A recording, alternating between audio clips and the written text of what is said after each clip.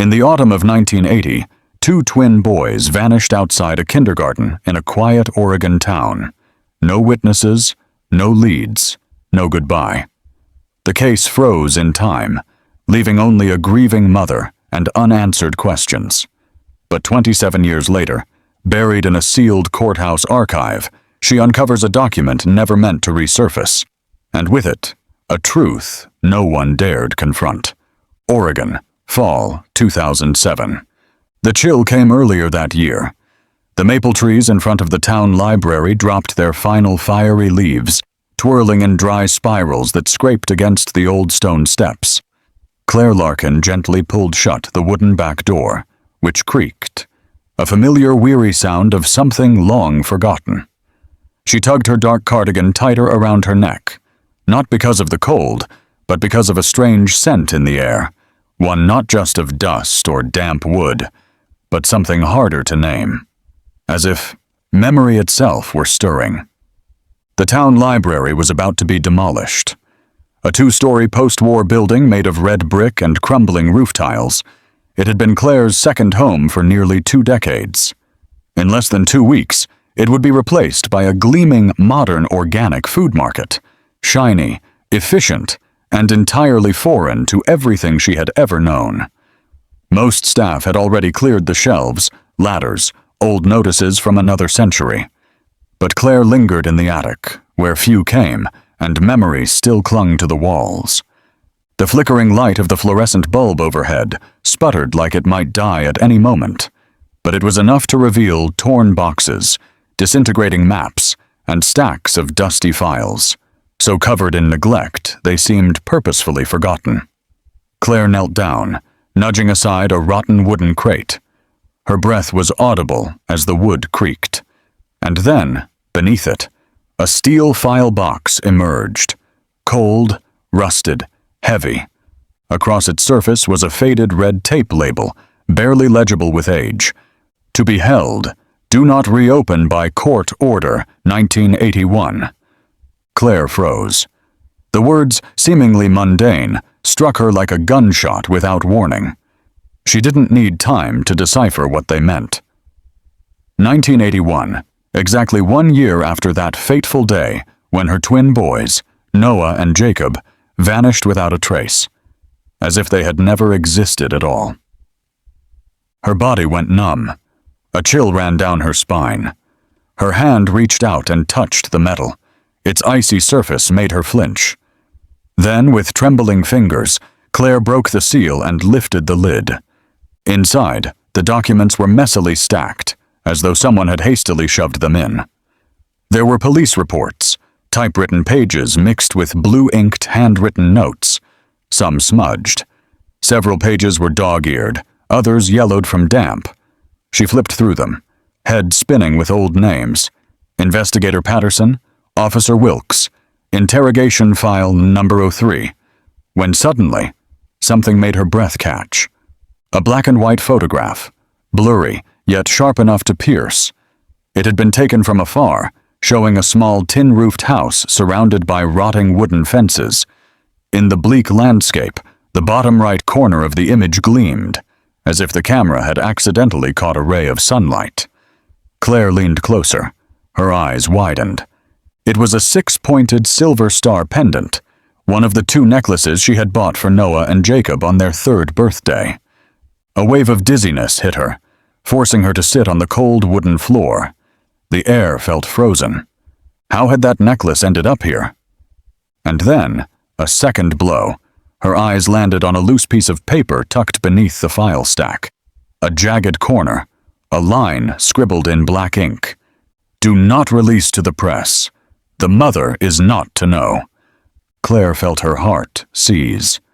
Not from shock, from rage. A deep, ancient fury, because someone at some point had made a deliberate choice to bury the truth, had robbed her of the chance to know what happened to her children. No warning, no notice, not a single mention in the missing person report. And why? Why the order of silence? Why her, the mother, as the last to know? She clutched the file against her chest, as if it were the remains of her children. The pain she thought she had learned to live with over 27 years came roaring back, vivid, suffocating, as fresh as yesterday. Outside, night fell. The first autumn raindrops tapped gently on the roof tiles, like a subtle warning. Claire stood. The file was still in her hands. Every step she took down the dark hallway of the library felt like descending into a cave, but this time she carried a glimmer of light. Just as she stepped past the old wooden door to leave the library, a figure in the distance lowered a pair of binoculars. From a car parked 2 blocks away, a hand gripped the steering wheel tightly, eyes following the movements of the gray-haired woman. Claire Larkin had just unearthed a secret long buried, and from that moment on, she was no longer alone. Someone had noticed, and that someone would not forgive. The next morning, a pale beam of sunlight slipped through the kitchen window curtain, slicing across the wall clock that had long since stopped. No one knew when. The morning breeze stirred the old newspapers still lying on the dining table. Beneath the sound of wind whistling through the back door's crack was a strange silence. Not peaceful, not calm, but hollow. The back door of Claire's small house was slightly ajar, its hinge creaking like a sigh. On the dusty wooden floor, faint footprints, unclear whether old or new, stirred something in Claire's gut. A hairline crack of unease, as if someone had seen right through the home she thought was still hers, without her ever noticing. She hurried to the living room, where a small wooden cabinet stood against the wall, where she had locked away the steel file box she found in the library just yesterday. Now the drawer was empty, spotless, silent, cold. No sign of a struggle, no forced lock, no scratches on the wood. Everything remained untouched, except the one thing that mattered most. Gone. Neatly, deliberately, as if whoever had broken in knew exactly what they were looking for, and how not to leave a trace. Claire stood frozen. Her mind raced. Had she misplaced it somewhere? Could this all be a mistake? Just confusion? But the fear had already begun to drown out any logic. She called the police. 2 young officers, a man and a woman, arrived within 30 minutes. Their uniforms were crisp, their faces tired from the night shift. The female officer walked the perimeter of the house while her partner sat across from Claire, notebook in hand. "You said some files went missing?" he asked, his tone patient. Claire nodded, gripping her mug of hot water to steady herself. She recounted every detail: the steel file box, the necklace photo, the note warning against the press, and that gut punch line. "The mother is not to know." The officer scribbled a few notes, then looked up. "Do you have any photos of the file? Copies? Any sort of proof it existed?" Claire hesitated. She had been too overwhelmed when she discovered the box, never thought to take pictures. Now all she had were memories. Vivid, but ultimately useless. "No," she replied hoarsely, "but I'm certain. Absolutely certain." The officer sighed quietly and glanced at his colleague, who returned from the kitchen shaking her head. "No signs of forced entry? No damaged locks? No security cameras?" she asked. Claire shook her head. Silence stretched out between them. "Maybe you remembered wrong," the male officer said gently, though something had shifted in his eyes. "Or the stress. Past trauma. That can sometimes distort memory, you know?" "You think I imagined all this?" Claire nearly leapt to her feet, her voice sharp with a mix of pain and fury. "No, not at all," the female officer interjected more softly. "We just need to verify. If you remember anything else or find something, please call us." Claire watched them out the door, a bitter taste in her mouth. As it shut behind them, it seemed to close off any hope she had left. She stood alone in the dark hallway, staring at the empty space in the cabinet, where the only link to her sons had once been. That night, While the town lay asleep, Claire sat alone under the soft glow of a bedside lamp. She opened her soul and peeped into the old wooden chest hidden under her bed, where everything that remained of Noah and Jacob was kept. Each item inside seemed to breathe, to carry its own weight.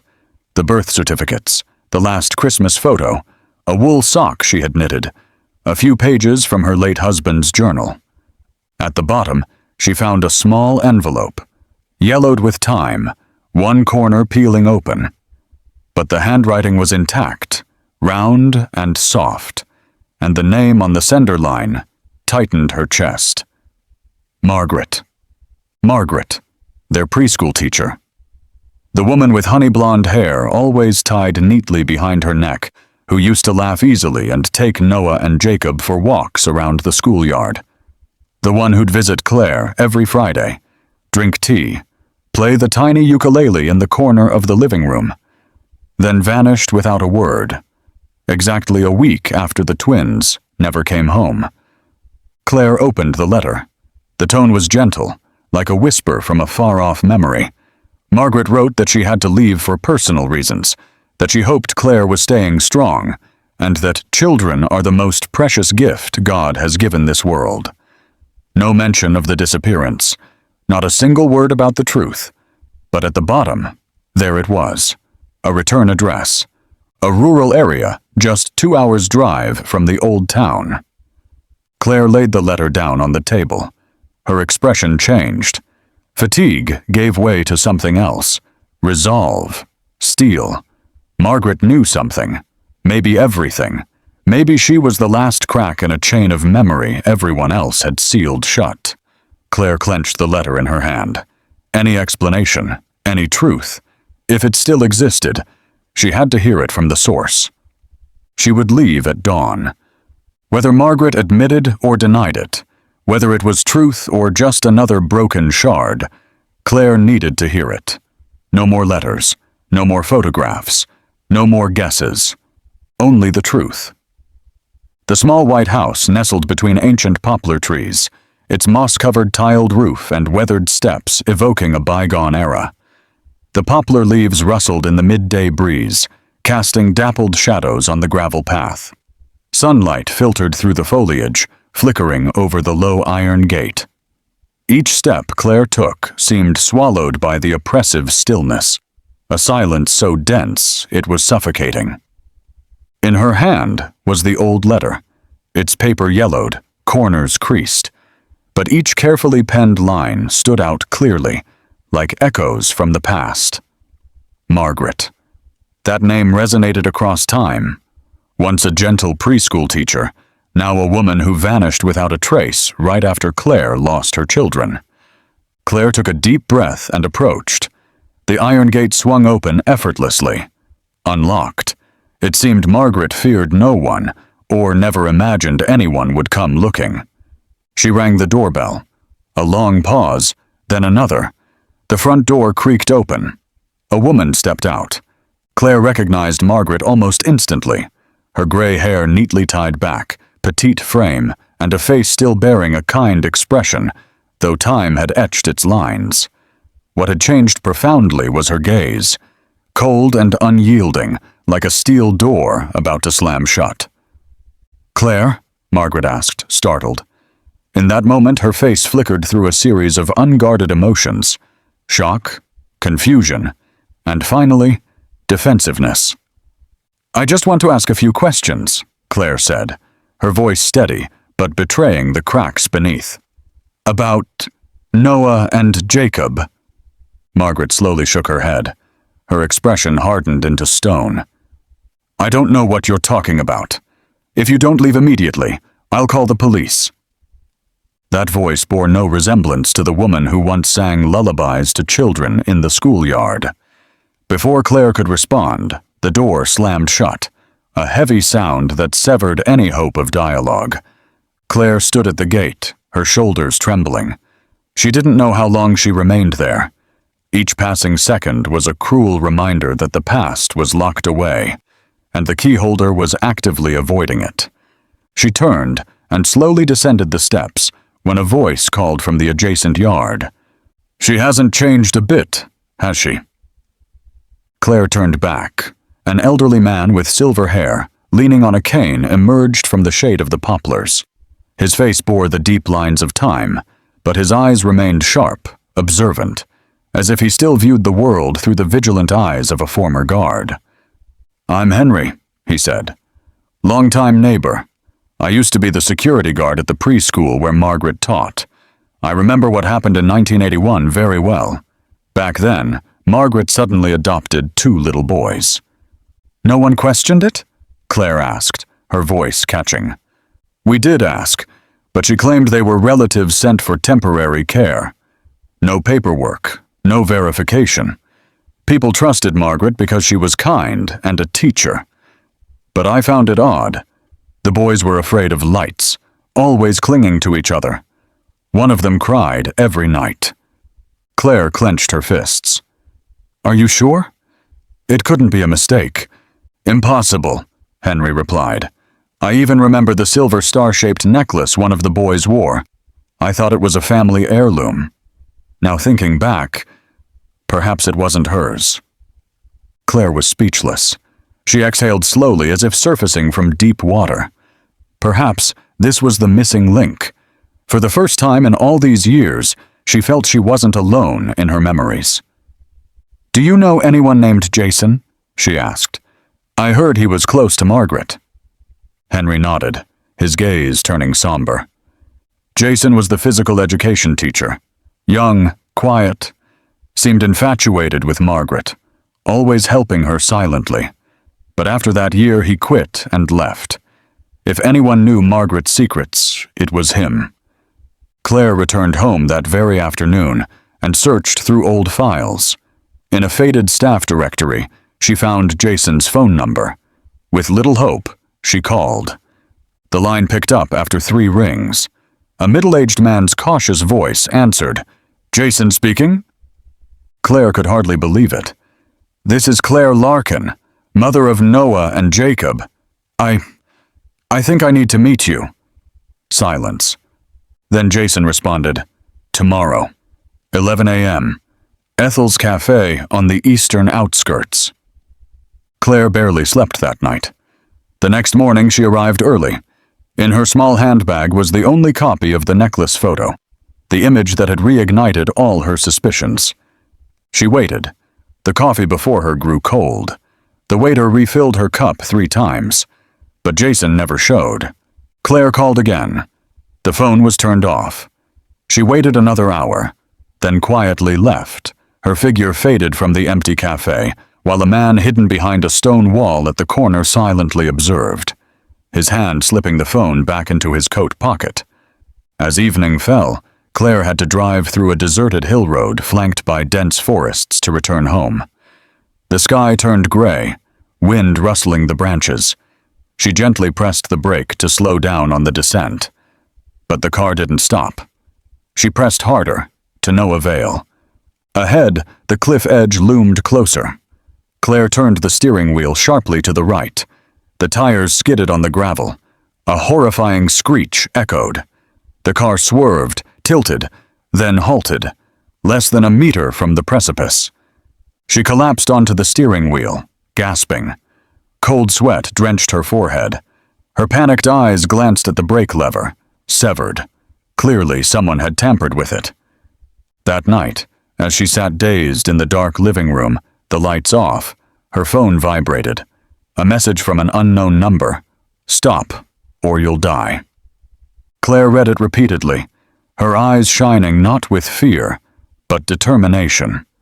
She placed the phone on the table, slowly stood up, walked to her son's old wooden chest, and opened it once more, as if performing a ritual. Inside lay her heart, and the belief that the truth still existed, merely hidden. If they were so afraid that they wanted her dead, then they were certainly concealing something dreadful. And Claire Larkin, a mother who had survived 27 years of darkness, would not stop, not when her 2 sons had yet to return. Claire stood tucked behind the tall poplar trees, their towering trunks casting cool shade over a patch of grass already yellowing under the autumn sun. Ahead of her, about 30 meters away, was a modern villa nestled neatly among an upscale residential area.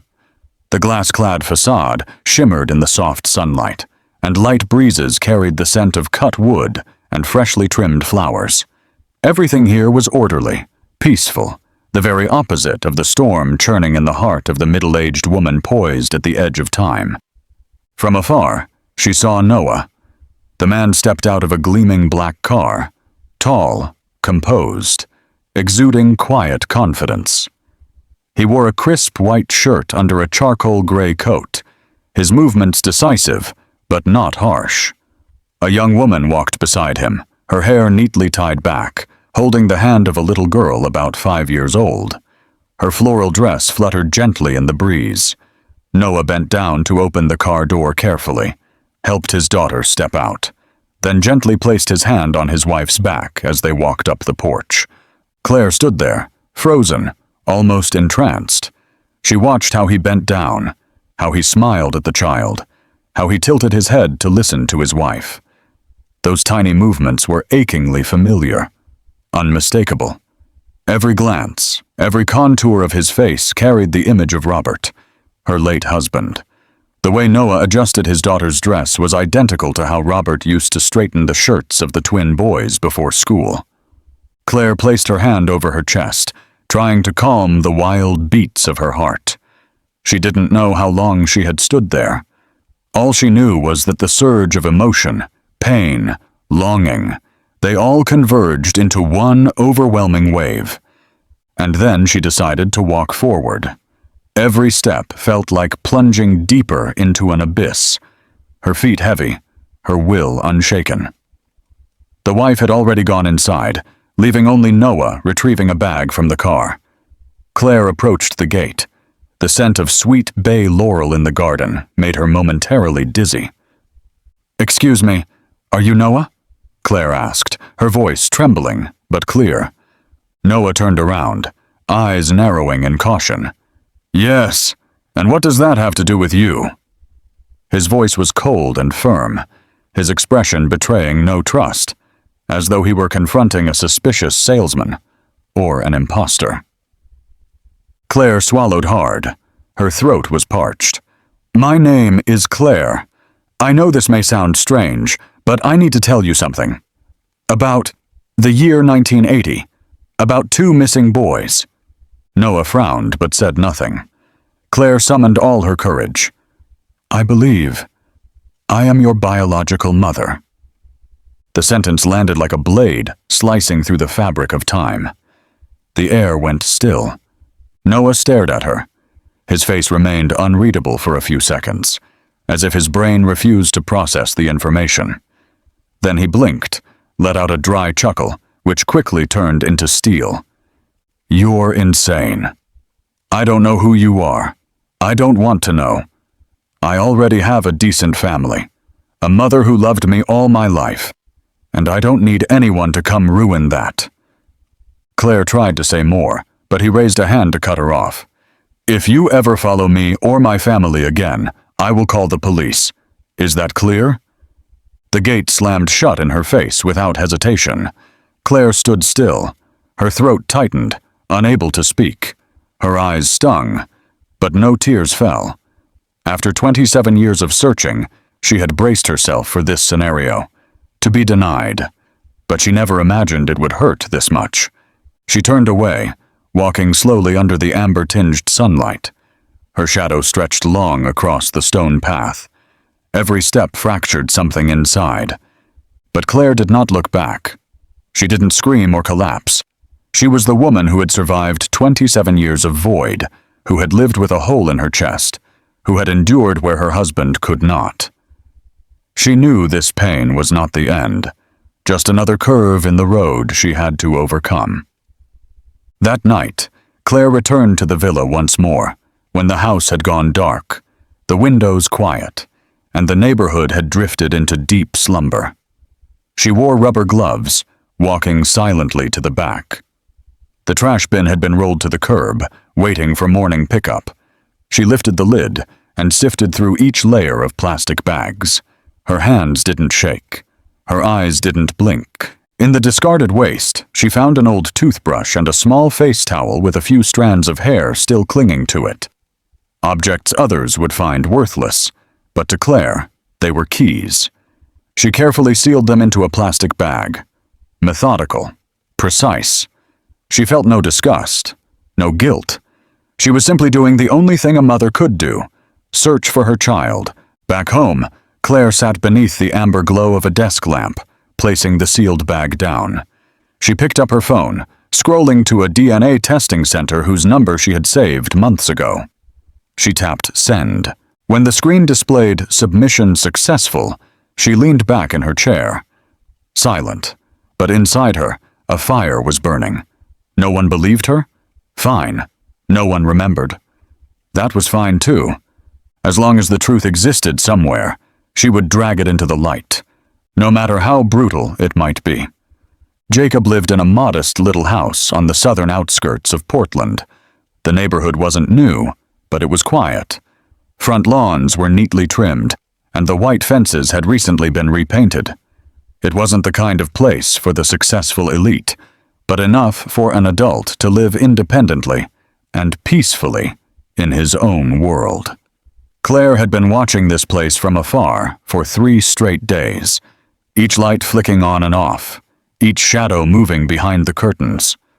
Unlike Noah, the shining image of a successful man with a fancy office job and a picture-perfect family, Jacob seemed to live on the margins, quiet, unassuming. And that made Claire's heart ache. Had her son been living all these years in the shadow of his own life? From an old acquaintance, Claire found our certificate routine checkup schedule. The name Aurora Wellness and Therapy appeared in his health insurance notes. It was a small clinic tucked at the edge of a forest, surrounded by maple trees turning red. The old wooden sign was faded but clean. On the glass door was a decal of a blue flame, a symbol of hope. Claire had no appointment. The receptionist, a young woman in a yellow sweater and glasses, initially declined. "Sorry, Dr. Murrow only sees patients with scheduled appointments," she said, polite but firm. "I'm Jacob's mother," Claire whispered, almost as a confession. "I don't want to cause trouble.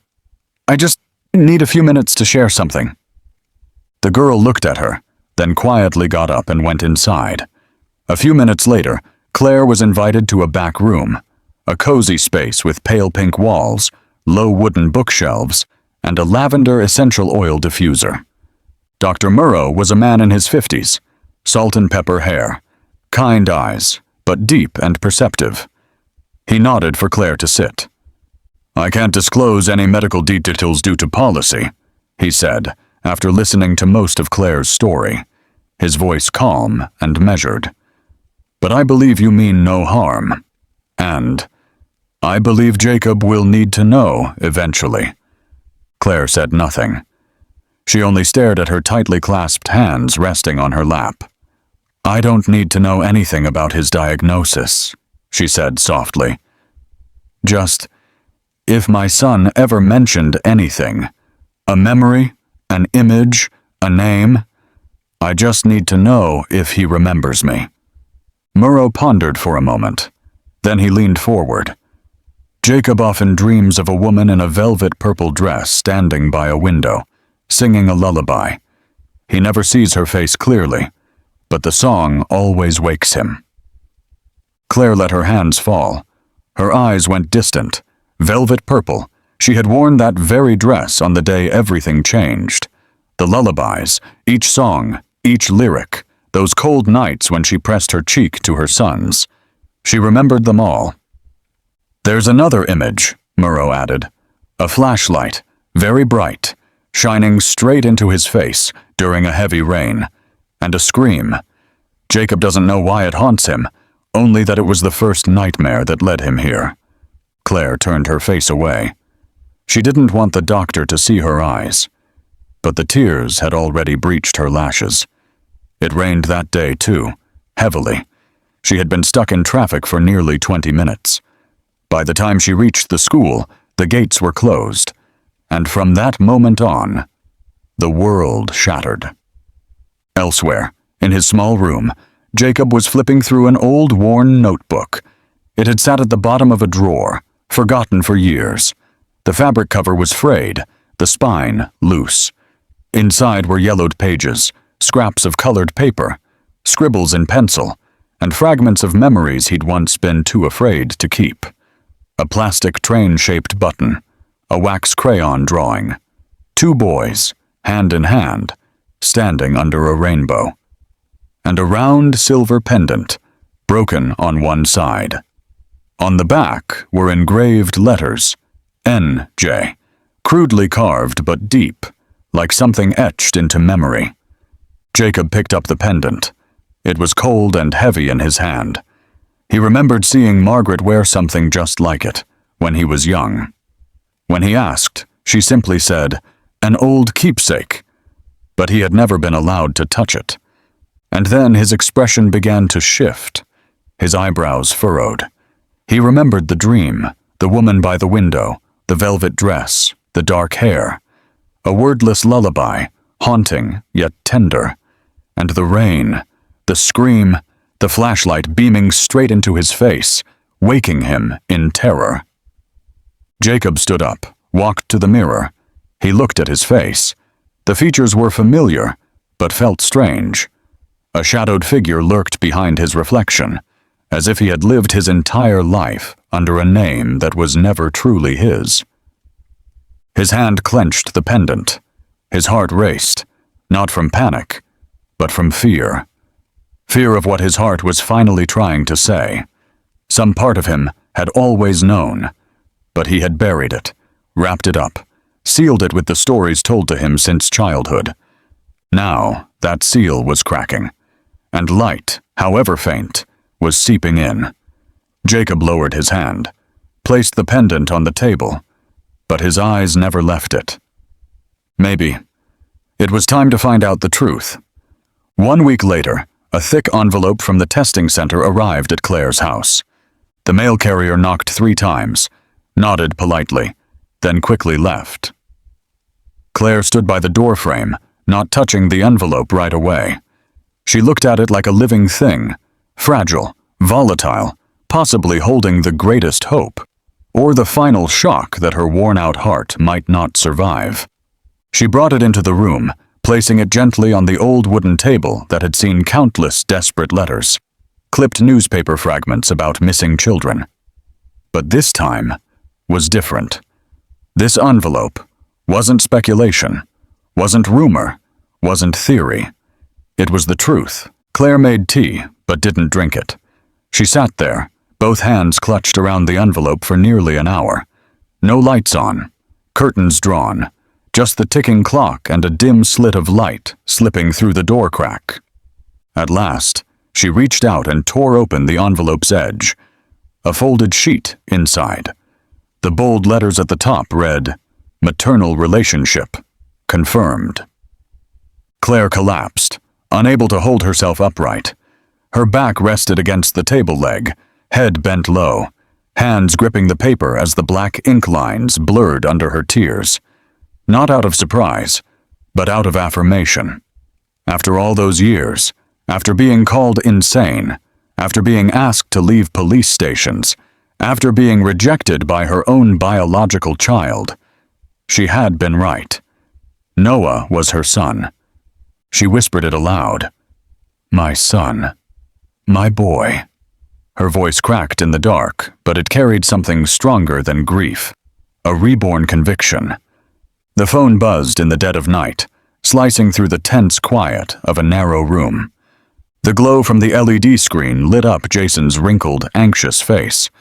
His eyes still hazy with sleep, but one message snapped him wide awake. "Act now. She's about to bring it all down." No name, no emoji, no signature. But Jason knew exactly who it was. Margaret. He didn't need to ask. Though it had been nearly 30 years, even if she was colder, tougher now, he'd never really escaped her shadow. He had once loved Margaret, blindly. He thought she was the only person who saw decency at Tierra. In him, a quiet, introverted PE teacher, always overlooked.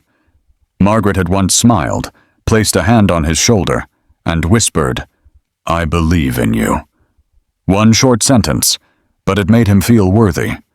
That love had twisted into a dark bargain. From the moment she came to him, trembling, saying, "I need your help," Jason had started down a slope with no return. First it was cleaning up, then deceiving, then threatening, and now conspiring to kill. He turned on the desk lamp.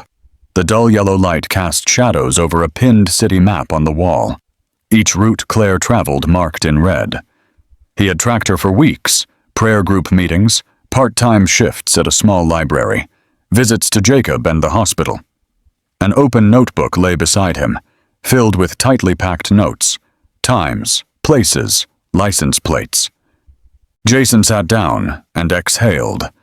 Part of him wanted to stop, but Margaret was terrified. The truth was rising like a long-drowned corpse breaking the surface. Margaret had once been gentle, but her maternal obsession, her craving to own the two boys, had turned her into someone else. Someone who would trample morality. And Claire, the wiry woman whose eyes never lost hope, was digging straight toward the roots Margaret had buried for 30 years. Jason knew he was the one chosen to clear the path, to stop Claire, at any cost. The next morning, Claire pulled out of her wooden house, the old sedan sputtering in the crisp October air. Classical music drifted from the radio, a Chopin piece she and Robert used to listen to. Her hand hovered on the wheel, heartbeat slow and steady. She felt a rare peace, fragile, fleeting, as if today was the day. The day she would tell Jacob everything. The day one piece of truth would finally be set free. The road wound through a golden forest, sunlight filtering gently through rustling leaves. Claire's heart lightened, until a car horn blared to her left.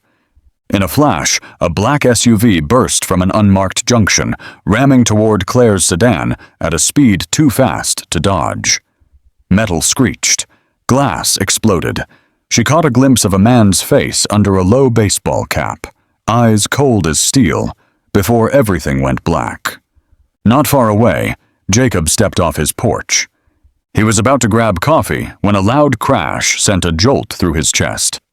What was... He sprinted toward the sound, feet pounding gravel.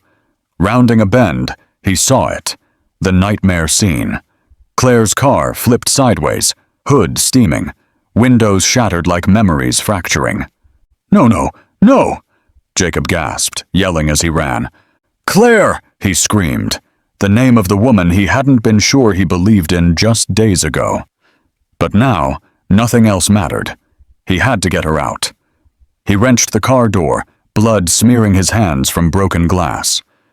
Inside, Claire was unconscious, head slumped, blood trickling from her temple, her face pale as winter frost.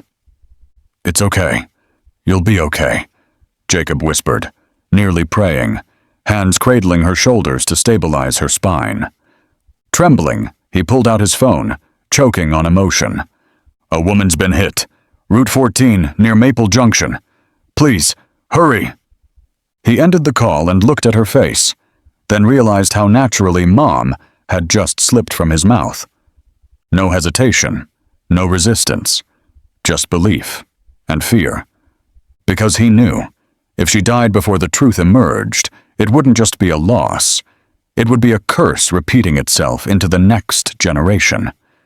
He gripped her hand, cold as snow, but somehow warm in his chest. Jacob closed his eyes, lips pressed together, whispering again, "Mom, please wake up. We haven't even begun yet."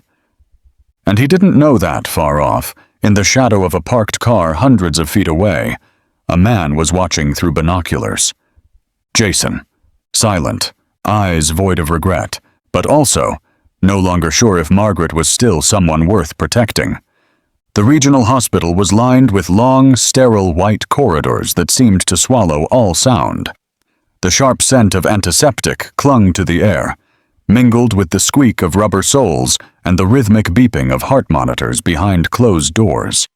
The fluorescent lights overhead shone too brightly, rendering everything cold, lifeless, almost unreal. Jacob sat motionless, on a faded blue plastic chair, his shirt stained with dried blood, elbows on his knees, fingers clasped so tightly they turned pale.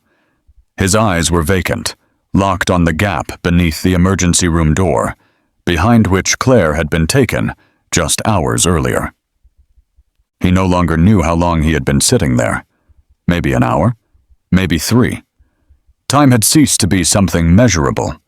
Each second was a skipped heartbeat, a mental image of the worst possible outcome. Then, footsteps behind him. A familiar voice, calm, cold, cut through the silence. "What are you doing here?" Jacob turned. It was Margaret.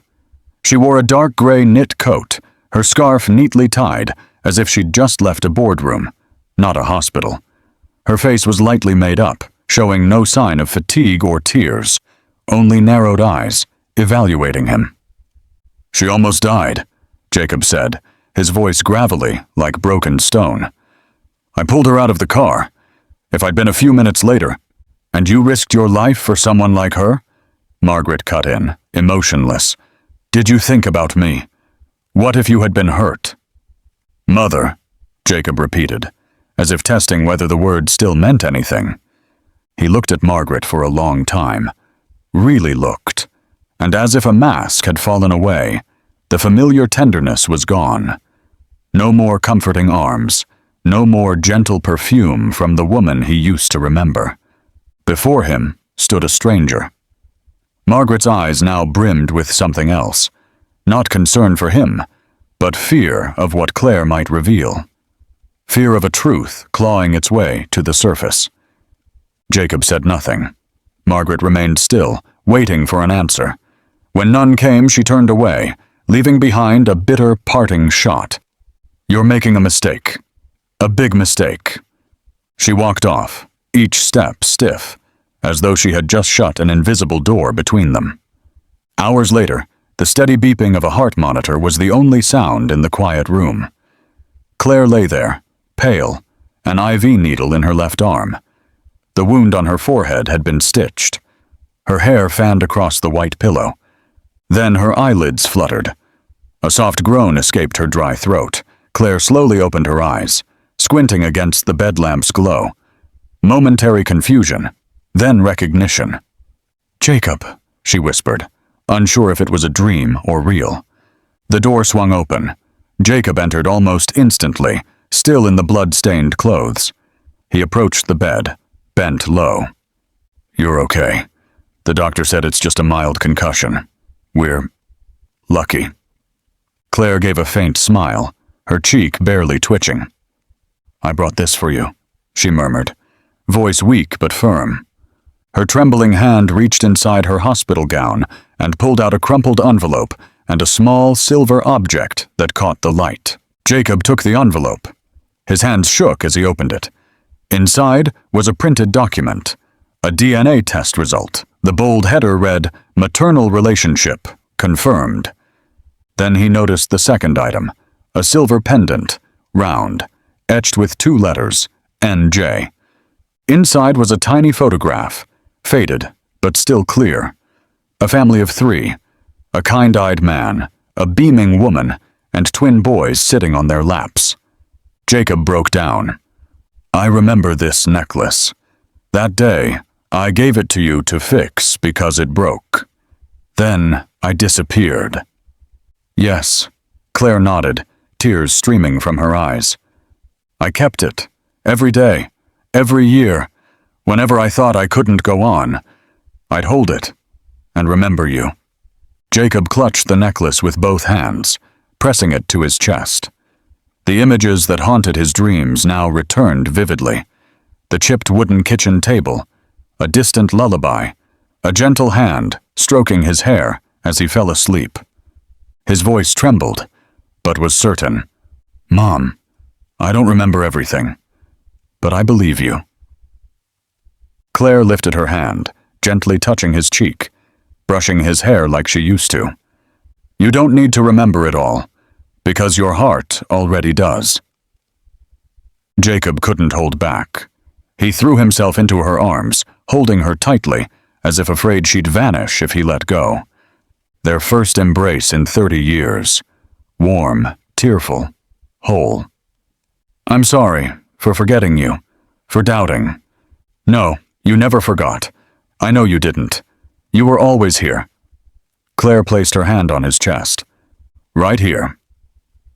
Outside the window, it was still night, but in that room, where two lost souls had just found each other, it was dawn. Half the journey was complete. Claire knew she had found a piece of her heart, but for it to beat fully again, she needed to bring both sons home. And she would not stop, not while Noah still wandered lost, not while the truth remained buried, not while a mother's love had yet to build the final bridge. Noah stood silently at the end of the hallway, where the dim yellow light from the hospital room cast a soft glow over the creases of his gray shirt. The footsteps of nurses, the murmurs from the nurses' station, all of it passed him by, unnoticed. He had arrived early. He'd been standing there since before dawn broke, as if some invisible force had pulled him back. He didn't go in. He just stood still, leaning against the cold wall, clinging to the last bit of silence before the world he thought he knew collapsed. In his hand was a small, faded object that now felt as heavy as a stone, an old silver pendant. He had found it years ago, tucked away in one of Margaret's drawers. Back then, he had opened it out of curiosity and discovered a blurred photo. Two twin boys, eyes so familiar they looked like his own reflection, and two adults he didn't recognize. Their faces had been scratched out with something sharp. When he asked Margaret about it, "Just an old photo, nothing to do with you," she replied, holding a cup of tea, but avoiding his gaze. Don't dig up the past. He had believed her. For all these years he had chosen to believe. Margaret had always been the mother he thought he was lucky to have. A resilient woman, selfless, devoted. But now, everything was unraveling, like a book forced open from the back cover. He had seen Jacob embrace Claire, an embrace that needed no explanation, no hesitation, no fear. Just right. Noah clenched the pendant so tightly his fingers turned white. The cold of the silver seeped into his palm, but he didn't let go. He didn't cry. Only one tear slid silently down his cheek, breaking like a farewell. Not to Margaret, but to the memory that had deceived him for 30 years. He turned away and walked quietly toward the elevator. No one saw him. Just like 30 years ago, no one saw the truth. A few days later, Claire, with eyes sunken from sleepless nights but filled with resolve, opened her old laptop on the kitchen table. She turned on the webcam, her hand still bandaged. On screen, she began to recount the entire story. No theatrics, no embellishment, just a mother, speaking about the journey to reclaim the children stolen from her life. She presented the DNA results, the old photographs, copies of records she had uncovered in a library. The NJ pendant was held close to the camera, irrefutable evidence. No one should be robbed of their child, she said. No one has the right to hide the truth, even under the name of love. The video was uploaded to a small community forum. Within 2 days, it had spread across social media, thousands of shares, tens of thousands of comments. People called her the Mother of Truth. The hashtag Justice. For Claire flooded timelines, and then the testimonies began to appear, like compass needles pointing the way, ones she had never dared hope for. A woman from a neighboring state commented, "I went to school with Margaret in 1980. She faked a pregnancy, then disappeared to her hometown to rest. When she came back months later, she had twin boys and claimed they were hers." A former clerk from the town hospital sent an anonymous email. I clearly remember that there were no birth records for the twins. All their documents were retroactively created. No hospital registered a twin birth under Margaret's name. And the hardest blow came from Margaret's ex-husband. A letter was shared publicly, complete with a signature and verified identity. I, Anthony Blake, confirmed that the reason for my divorce from Margaret Blake was due to her mental instability after 1980. She brought home 2 children without ever explaining where they came from. When I confronted her, she simply repeated, "They're mine. Fate brought them to me." The media took notice. Major outlets like Oregon Herald, USA Today, and investigative journalism shows reached out to Claire. The story was no longer just about a family. It had become a wake-up call, a warning about the failures of past monitoring systems and the ethical black holes surrounding unofficial adoptions. Those who had once known Margaret began to remember. Former students, old colleagues, neighbors who had noticed something strange but were too afraid to speak up. One by one, they came forward, as though the truth, buried for too long, only needed a single crack to burst through. The truth, like a dammed river, had finally broken free. And Claire, the mother who had lived alone in silence for 3 decades, was the one who opened the floodgate. Under the harsh lighting of the interrogation room, Jason no longer resembled the cold man who once watched Claire from the shadows. His face was pale, beads of sweat glistening like each word he was about to say cut through his own flesh. His hands trembled slightly on the table, eyes avoiding the investigator's steady gaze, which tracked every twitch, every flicker of emotion. "Do you understand the charges you're facing?" the investigator asked, voice low but razor-sharp. Jason swallowed hard and gave a faint nod. Endangering a life, destruction of private property, attempted murder. We have evidence of it all.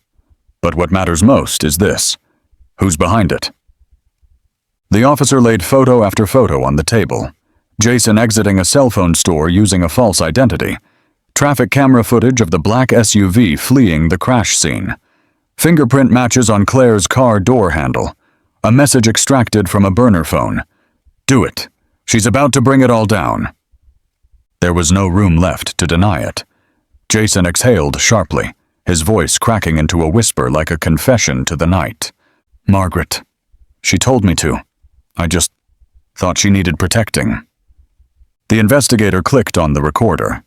"To be clear, you confirm that Margaret Scott orchestrated the entire plan, breaking and entering, sabotaging Claire Larkin's car, sending the threatening messages, and plotting her murder?" "Yes." The recorder flashed red. A mechanical click echoed in the sterile room. They had the confession. The news exploded like a bomb. Major headlines screamed in bold black font. Shockwave. Beloved kindergarten teacher accused of kidnapping twins. Fabricating identities. 27-year-old truth unearthed.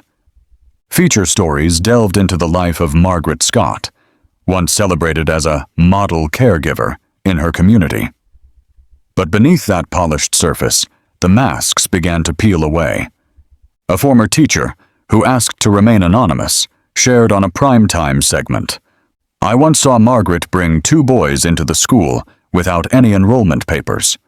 When I asked, she said they were her nephews, staying temporarily. But in the entire year, I never saw any relatives pick them up besides her." A retired nurse from the local hospital confirmed. Margaret once came asking how to reissue birth certificates. When I asked why, she said the originals had burned in a fire. But when I searched the system, there were no matching birth records for the boys, she claimed. I found it odd, but I didn't speak up. Even a retired investigator added a chilling detail. The missing person file from 1980 was being actively investigated, until it suddenly disappeared from the system after a closed-door meeting. The head official at that time happened to be Margaret's mentor in the education department. Claire, once seen as nothing more than a lone mother with a fragile, unwavering belief, now stood at the center of a national storm. At a press conference held in the local church, She stood without a script, without a spokesperson. On the table before her were full copies of the 1980 investigation files, documents once sealed for public security reasons. She presented the pendant, the DNA results, the hospital hallway footage, and testimony from Jacob's therapist. No speeches, no appeals, just truth, clear, complete, undeniable. As the wheels of justice began to turn, everything moved faster than a gale. Margaret was taken into custody for questioning. A search warrant was executed. In her basement, officers uncovered an old wooden box. Inside were items not listed on any adoption records: old photos of Noah and Jacob, a first birthday card in Claire's shaky handwriting, and a small piece of paper with just 2 words: "Forgive me?" These materials flooded national news. Once again, the public reeled. People cried for Claire, raged at Margaret, and recoiled at how many dark corners still lurked in a system once believed to be safe. Authorities reopened a string of unresolved child disappearance cases from the 1970s and 80s. A special task force was launched to investigate illegal adoptions. But above all, one truth rang clear as day after a stormy night. No one, no matter how respected or shielded by reputation, can hide from the light of truth forever. And Claire, the mother who never gave up, was living proof of that. Claire stood before the old wooden door, the same one that had guarded decades of carefully constructed lies. Her hand trembled, not from fear, but from a deep, smoldering anger Honken held in her silence. A kind of anger that didn't scream or thrash. It burned low and steady, like a smokeless fire deep underground. The hinges screeched. The door opened. Margaret appeared. She looked nothing like before. Gone was the refined air, the image of a model mother. Her face was pale, hollow. Her eyes were sunken, her disheveled hair falling across her forehead. Yet in those eyes, something still refused to let go. A flicker of defiance, a shadow unshaken. "We need to talk," Claire said. Her voice wasn't loud, nor pleading. It was firm, each word striking like a hammer on glass, clear, echoing, and undeniable. Margaret didn't invite her in, but she didn't block her either. In the cold, quiet living room, where children once grew up inside a dream built on lies, they sat facing each other. No tea, no cookies, no pleasantries. Just truth, and the 2 women who had stood on opposite sides of it. Margaret spoke first, hands trembling on her knees. "You don't understand. I raised them. I was their mother for nearly 3 decades. I know how they eat, how they sleep. I took them to school. I stayed up when they were sick. A mother doesn't steal someone else's children," Claire cut in, her voice strained but resolute. "A mother doesn't lie. A mother gives her life to find her children. With truth." Margaret lowered her head. Her shoulders shook. She wept, but it wasn't the weeping of remorse. It was the sound of someone who had lost everything, a cornered beast with no more ground to stand on. "You don't understand," Margaret hissed. "If I could do it all again, I would still keep them. I had nothing. They were all I had." Suddenly she sprang to her feet and darted into the kitchen. Claire didn't follow, but her hand instinctively reached for the phone in her pocket. Margaret returned. In her hand was a kitchen knife, gleaming cold and sharp, just like the emptiness inside her. "You won't take them from me. Not again." Claire stepped back, hands raised in a gesture of peace. "You don't have to do this. I'm not taking anything. But the truth is already alive. You can't kill it." "Shut up!" Margaret screamed, the knife shaking in her grip. "You don't understand. I gave up everything. They are mine." Just then, a figure appeared in the doorway. Noah. "Mom, stop!" he shouted, stepping in. "Give me the knife. We can still fix this. Please." They struggled. Claire screamed and tried to rush forward, but it was too late. The blade cut the air with a hiss. A sharp cry followed. Noah stumbled back, eyes wide, then collapsed to the floor. Blood bloomed across his white shirt. Claire screamed. Jacob, running in from behind, tackled Margaret, wrestled the knife from her hand just as the distant sound of police sirens echoed outside. Claire cradled Noah, blood streaming through her fingers. "You'll be okay. You'll be fine. I'm here now. I'm here." Margaret no longer resisted. She was handcuffed, her head bowed. No more yelling, no more fighting. Just a walking shell, exhausted, broken, and with nowhere left to hold on. Outside, the rain began to fall, heavy drops as if even the sky could no longer hold back. But inside Claire, something had shifted beyond reversal. The truth, though paid for in blood and tears, had finally won. At the hospital, pale sunlight filtered through the curtain that matched the color of the walls, casting a soft glow on the sterile white floor. The steady beeping of the heart monitor echoed, each beep a pulse pulling life back into its rightful order. The recovery room was quiet, scented faintly with disinfectant, the overhead ventilation fan spinning slowly. Noah opened his eyes. At first, everything was blurry, as though he were surfacing from a long, cold, heavy dream. He winced at the light hitting his face. A ceiling, fluorescent lights, a smell both familiar and strange. Then he saw a face, not a doctor's, not Margaret's. It was Claire.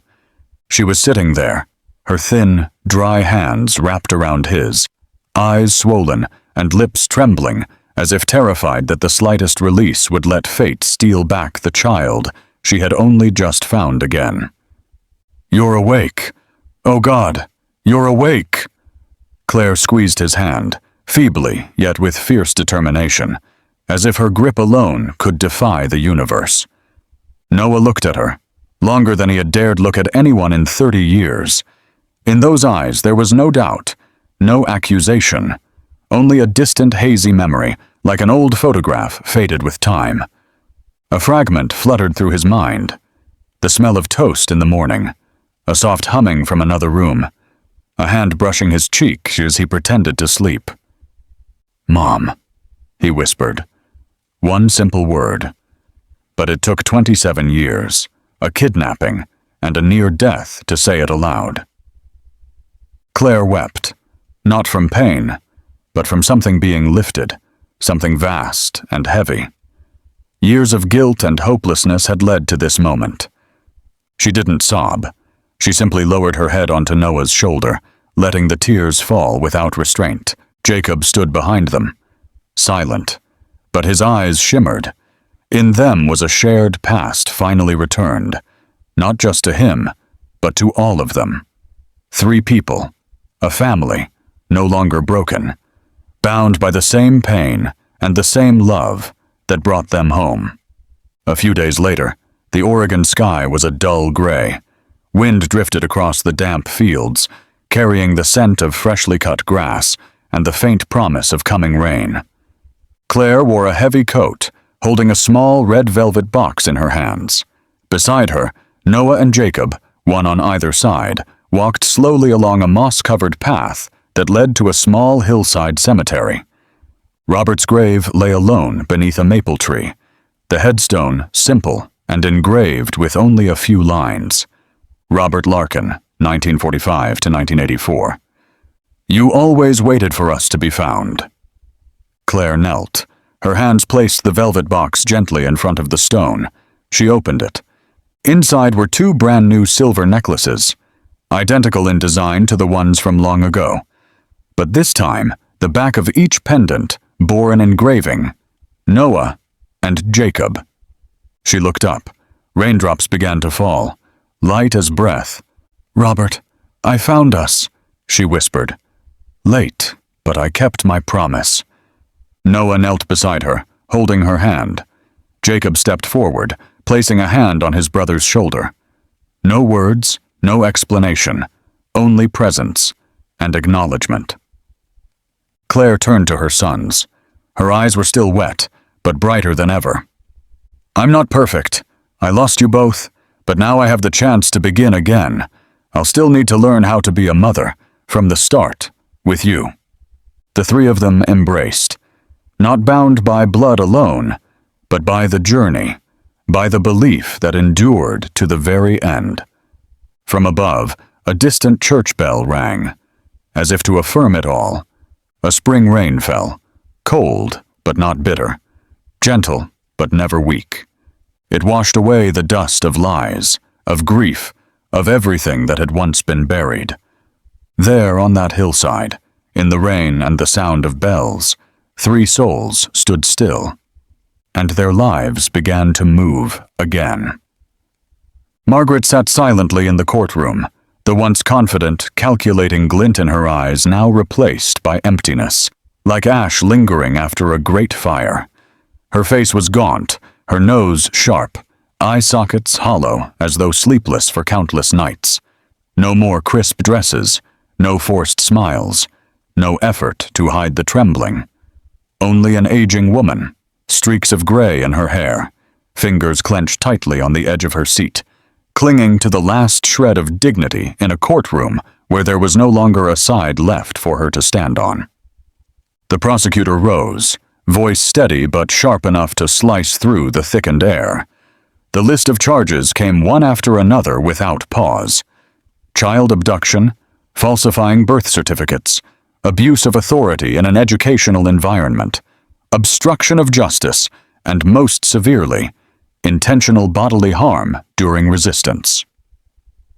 With each charge, Margaret's head bowed lower, as if the words were not just accusations, but stones, piling slowly upon her shoulders. The judge wasted no time. Margaret Scott, you are hereby sentenced to 30 years in state prison, Oregon Correctional Facility. No parole for the first 10 years. Court adjourned. An odd silence blanketed the room. No cheers, no sneers, no rage, nor sympathy. Only the weight of a long, tangled chapter being closed with a heavy period. From the back row, Claire held the hands of Noah and Jacob. She didn't cry. She didn't rejoice. In her eyes was only the weariness of someone who had reached the end of a long journey. Not to win, but to recover what had been stolen. And now that it was found, she no longer felt the need to fight. A week later, at Oregon State Prison, on a gray Monday morning, Margaret received a handwritten letter. A plain white envelope, unsealed, no sender listed. But the moment she saw the handwriting, firm, unadorned, but deliberate and steady, as if written with two hands, straining to stay composed, she knew. She opened the letter. Read it slowly. Then again. By the third time, her shoulders began to tremble. The hands that had always gripped tightly, always controlled everything, could no longer stop themselves from shaking. Tears rolled down her cheeks, not in torrents, just quietly, but it was the kind of crying no one could hide from. No one at the prison knew what the letter said. No one knew what words had finally cracked Margaret, the woman who had clung so stubbornly to her version of the truth. But from that day forward, Margaret spoke to no one. She declined special meals, declined her scheduled therapy sessions. Yet each night, she was seen sitting quietly in the corner of her cell, facing the tiny window, eyes closed, whispering prayers, for the first time in her life. A few months later, the state court received a thin file from the town where the case began. It was a petition to request partial sentence leniency for the defendant, Margaret Scott. Around the same time, Margaret received a second letter. Again, no name listed, but the handwriting this time was slightly slanted, more familiar. The words were brief, plain, but each one a blade touching the core of her conscience. I forgive you, but I will still call the one who held me in dreams my real mother. You are part of a truth I can't deny. I hope you live the rest of your life understanding this. Real love doesn't hold on. It lets go. Margaret folded the letter, placed it on her chest. She closed her eyes, for the first time not seeing herself as abandoned nor as defeated, but simply as someone learning how to lose the right way. Outside, a sparrow fluttered past the prison window, small, free, and Margaret, within those four walls, sat still, quietly, yet for the first time in years, did not feel like a prisoner. The old church nestled by the Oregon woods, once a sanctuary for wounded souls, now glowed warmly under soft golden lights. Outside, a thin layer of clouds draped the sky, with a drizzle falling like the earth's breath, gentle, unyielding. Inside, the atmosphere was sacred in its stillness. Long wooden pews were covered in plain white cloths, and flickering candles cast soft light beneath a statue of the Virgin Mary with outstretched arms. This was not a regular Sunday Mass. It was a special baptism, not for newborns, but for three people who had just emerged from the depths of a haunted past. Two children, once vanished into the dark in 1980, had now returned. And one mother, Claire, who had kept the flame of love burning quietly for nearly 3 decades, now stood before God to give thanks. Claire wore a deep purple velvet dress, the same one that had imprinted itself in Jacob's hazy memories. Once the color of peace, it now symbolized resurrection. Around her neck hung 2 brand-new silver pendants, delicately engraved with the names Noah and Jacob, perfect replicas of the necklaces from long ago, now bridges between past and present. The church bells rang 3 times, drawing every gaze in the sanctuary. From the main entrance, Noah and Jacob walked in, no longer the lost boys, but 2 men who had endured enough to understand what loss meant, and what it took to find themselves again. Both wore crisp white shirts, their expressions no longer uncertain, but resolute, as if each step toward the altar was a silent vow. They approached Claire. The officiant, an elderly priest who had led prayer groups for the missing for over 20 years, smiled gently and raised a hand for silence. Then he asked softly, "Would either of you like to speak before receiving the holy light?" Jacob glanced at Noah. In that moment, no speech was needed. The words had lived inside them for years, buried under confusion, pain, and longing. Jacob gripped his brother's hand. Noah nodded, and together they spoke, not loudly but with a clarity that echoed in every heart present. Mother. The word, seemingly simple, carried the weight of an entire journey. Claire broke into silent tears, not weeping in anguish, but as if something long frozen had finally melted. The sanctuary held its breath. Then, like a wave rushing the shore after a long tide, emotion burst. A woman dabbed her eyes. A man bowed his head in whispered prayer. No one in that room remained untouched, for everyone, at some point, had lost something. Claire stepped forward. She didn't walk. She seemed to float, lifted by a heart that had finally been unburdened. She reached for the hands of her sons, now rough, steady, no longer the tiny palms that once clung to her skirt, but still the same hands she had dreamed of every night. They embraced, not just as family, but as souls who had wandered far and finally found home. Light streamed through the stained glass windows, filtering through the swaying trees outside, casting colors onto their hair, their tear-filled eyes. All falsehoods had been washed away. Only faith remained, and unconditional love. The priest stepped forward and marked their foreheads with the sign of the cross. His voice deep and warm, like a message from the heavens. May the Lord receive those who were lost, and now return. May light dissolve all darkness. May forgiveness be born of truth. Outside, the gentle rain continued to fall, not bitter, not angry, but as if sent from above, to soothe, to cleanse, to bless. Claire lifted her gaze to the crucifix above the altar. She whispered, not to anyone specifically, but to the divine, to the spirit of her departed husband, and to the woman she had once been in all her suffering. I was once lost, but now I am found. The ceremony ended. The great doors of the church opened wide. The family of 3 stepped out, hand in hand. The rain still fell, collecting on their hair, on their shoulders, soaking gently through their clothes.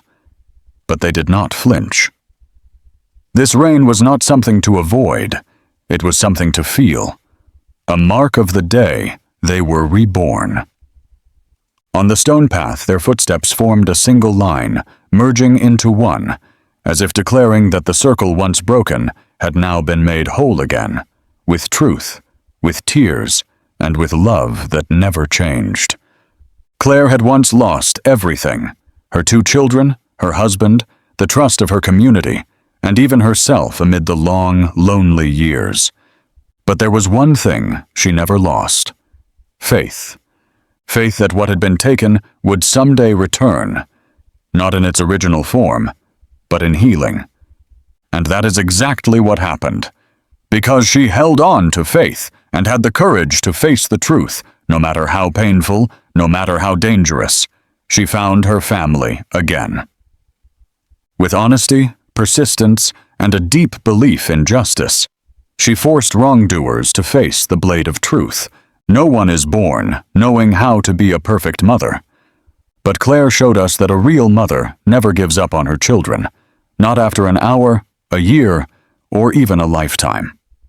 And if anyone out there is walking through the darkest night of their life, remember this: light always returns at the end of the tunnel. Truth will speak, and love, if strong enough, can never be stolen.